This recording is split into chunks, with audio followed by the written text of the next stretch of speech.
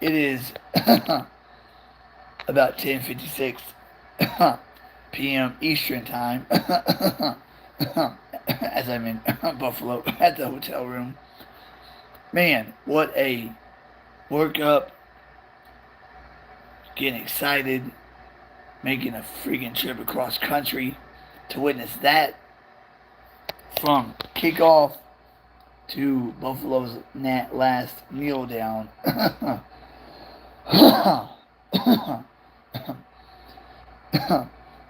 We couldn't do anything.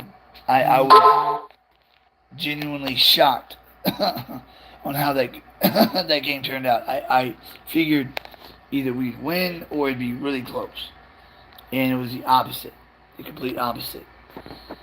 Uh, it was a good amount of Cowboy fans there, about a third of the stadium. Highmark Stadium is actually pretty small. It's like a high school stadium, which is pretty good because no matter where you were sitting, you could see all the action on the field perfectly. You could see the football. You didn't have to look at the jumbotron. You just look on the field and see everything that's happening. But is Jonathan Hankins that important of a run cog for us? Because the one game that he doesn't play, Buffalo runs it down our throats. Their running back, James Cook, had almost 200 yards by himself.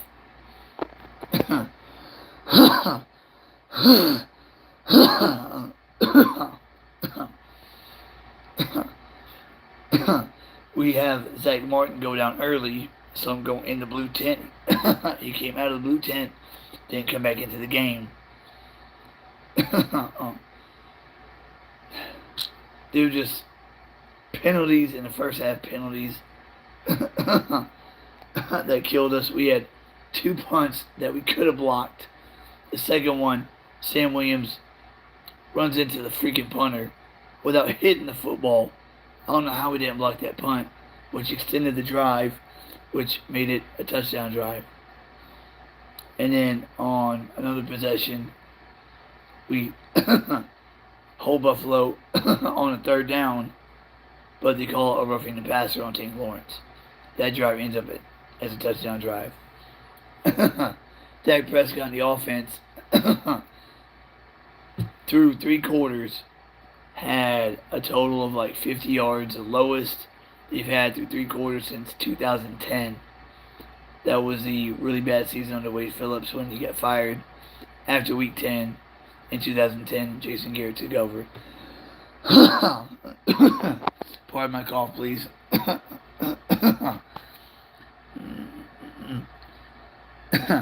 I'm gonna wait till about the 5-10 minute mark, see people jump in. If they don't, because I'm pretty sure all the big dogs right now are live. If they don't, then I'll just shoot live from the airport tomorrow. But we go to 10-4. San Fran wins today, so the number 1 seed's out of the picture.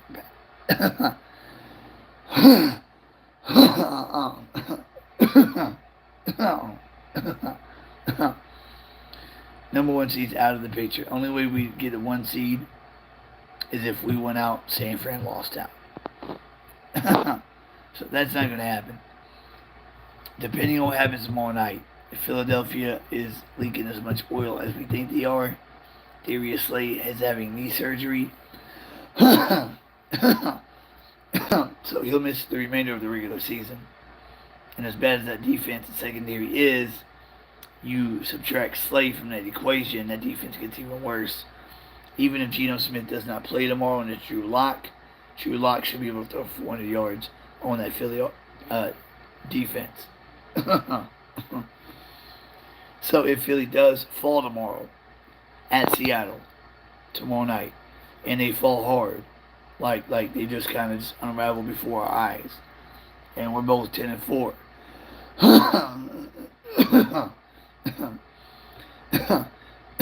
Then I'd say there's probably a 50-50 shot still for the title. Because that means that Philly is unraveling. I mean, on both sides of the football. Darius Slay threw all his defenders under the bus, and then decided to have knee surgery right after that to be gone for 4 weeks. And A.J. Brown is, causing problems on the offensive side of the ball. So we didn't take care of business today. We went to uh, Highmark Stadium and just got embarrassed. I mean, not one spark, not one big play. After Buffalo's opening drive touchdown, we come out, we have Brandon Cooks beats the defense. For some reason, Dak cannot throw the deep ball for shit. I mean, all Dak needs to do is drop in that bucket over Cook's shoulders, and it's a walk-in. He hits his head on the goalpost. Instead, Dak overthrows him by 5 yards. Prescott played a shitty game today. Through 3 quarters of football, he had 39 yards passing.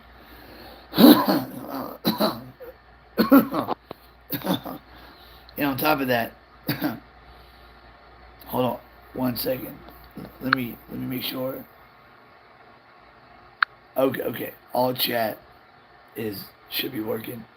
And on top of that, on games where our offense isn't playing good, our defense, who has the capability of playing really good, needs to step up.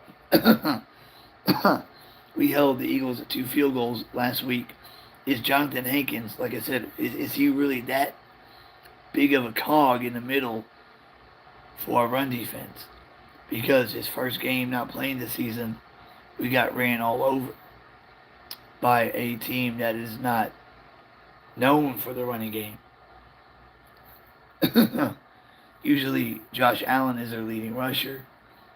James Cook had almost 200 yards on the ground. His backup had like over 50. And then Latavius Murray had like 20 or 30 to end the game.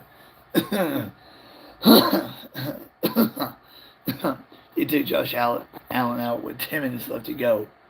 I'm just very pissed off putting all this effort and everything I did to get here,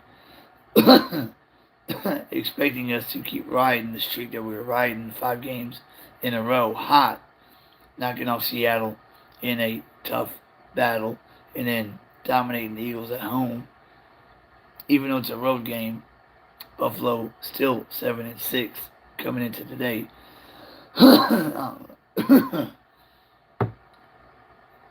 It wasn't even close, guys. So that worries me next week against Miami. Now, we don't have to worry about Tua, breaking off big runs and shaking off 3 tacklers like Josh Allen. But you do got to worry about Tyreek Hill, who will be playing next Sunday. He didn't play today because he didn't have to. He'll be playing next Sunday, as well as Jalen Waddle, Raheem Mostert, and that rookie running back that they have. I hope to God that they say Jonathan Hankins high ankle sprains on the mild side. Hope that's true and that he's able to bounce back next week. And I don't know the severity of Zach Martin's injury, but I pray to God it's nothing serious. He was ruled out the remainder of this game. Hopefully he can play next week. Because Zach Martin is the anchor of our offensive line. And Jonathan Hankins is the anchor of our defensive line. And the 5 keys of victory I had on Friday. Number 1 was contain Josh Allen in the pocket. Contain him in the pocket. And number 2 was offensive line, control the line of scrimmage. Number 1, number 2, we did not do.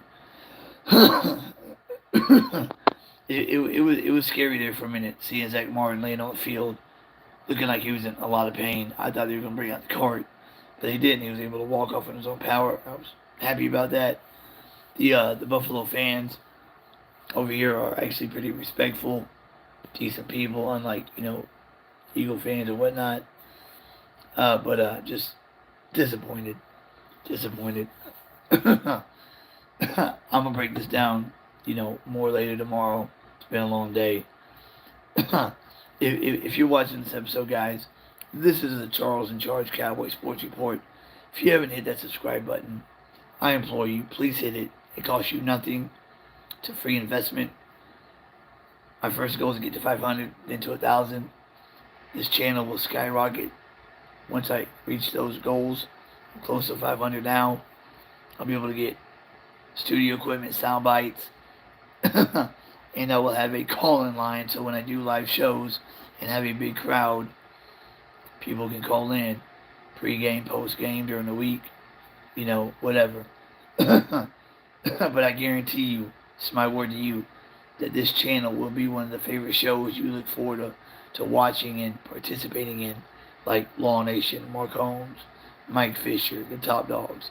Now that's going to take a long time to reach their stratosphere, but it starts with 500 and then to 1,000.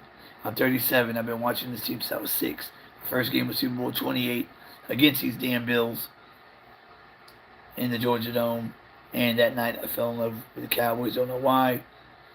Halftime we were losing 13-6. I said one of my first prayers.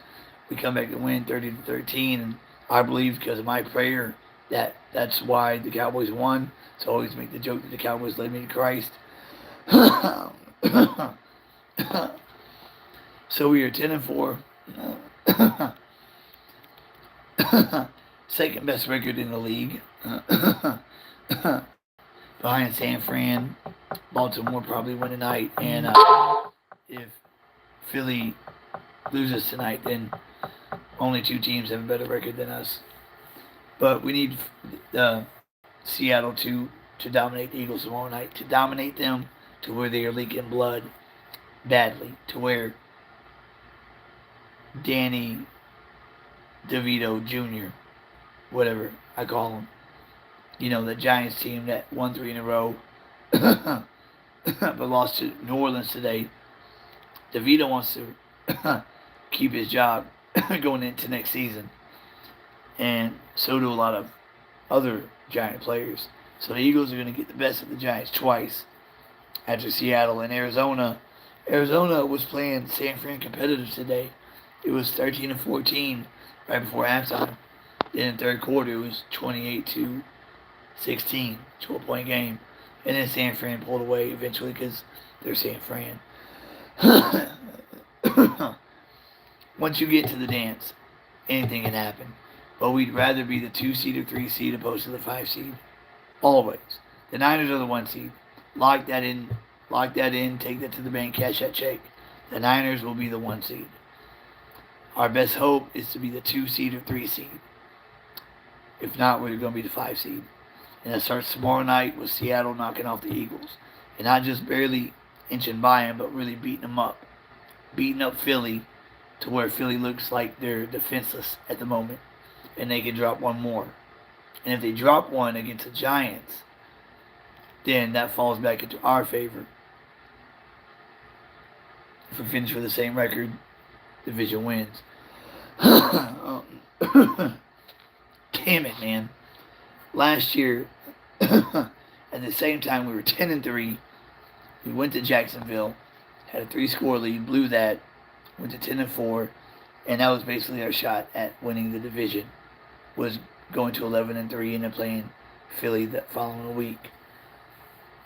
So I wanted to be a game better after 14 games this season and last season. Over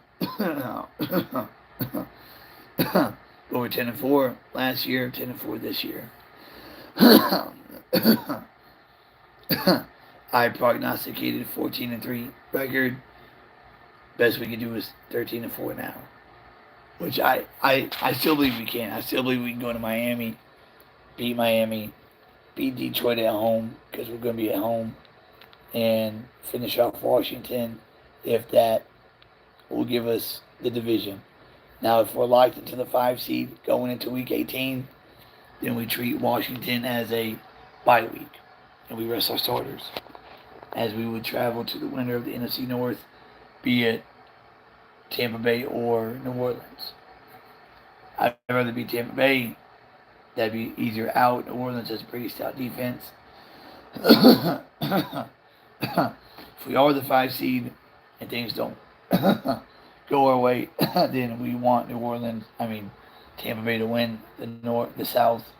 Go to Tampa, repeat what we did last season. And then in the second round, hopefully play Detroit or Philly. 2 games that we can win on the road. Detroit's in a dome, and we are not afraid of Philly, not in the least. But what a disappointment today of colossal proportions. I can't even describe to you how beat up mentally that made me. I mean, I sat there and watched till the very end, till the clock hit triple zeros in the rain. I mean, it wasn't pouring down, but it was raining. And it was pretty cold. But I was hyped. Getting crunk, man. Just to lose this late in the season in that fashion, it's not what you want to see.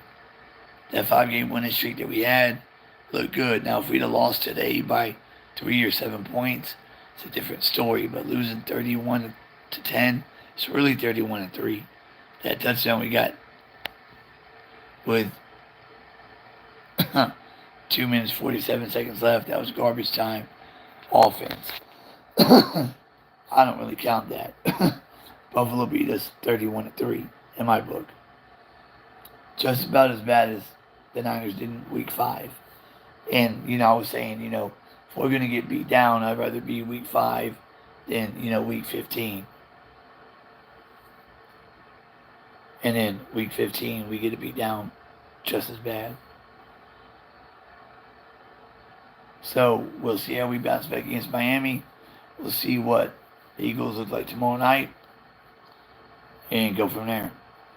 But we know that once you get in the dance, anything can happen. And we know that we will be playing in January. We know that. And we know this team is good. Get Jonathan Hankins back. Get Zach Martin healthy. We should be just fine. But I think Hankins not playing today left a huge void up the middle because they were running the ball at will up the middle and off the edge. We couldn't stop it. Dan Quinn, I figured he'd make adjustments. Mozzie's not ready yet. Mozzie is not ready yet to be the number 1 nose tackle. 13 weeks, he said. Watch Hankins, but today he proved he is not ready. So we'll see what happens tomorrow night and next week. And hopefully Zach Martin is good to go next week. And like they said, Hankins' high ankle sprain is mild. Hopefully it's really mild and he's able to go next week also.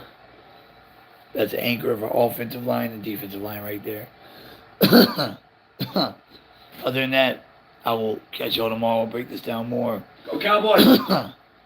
Yeah, go Cowboys. It's hard to say right now, but oh man, it was ugly. UGLY. They ain't got no alibi. Ugly. Alright, guys. Cowboy Nation, you have a good night. Keep God first and foremost. He comes before everything, even this. Seek Him in His righteousness. Everything else in your life will be added unto you. I am living testimony of that. At the end of every one of my videos, you hear me say that. And I say it for a reason. Alright, guys. I'll catch y'all guys tomorrow. Please hit that subscribe button. It's free. It costs you nothing. I can't reach these goals, these achievements, without my brothers and sisters that bleed the same blood that I do. They're blue and silver. I've been bleeding for 30 years. Alright, DC Nation. Take it easy. I'll see y'all guys tomorrow. Charles in Charge is out.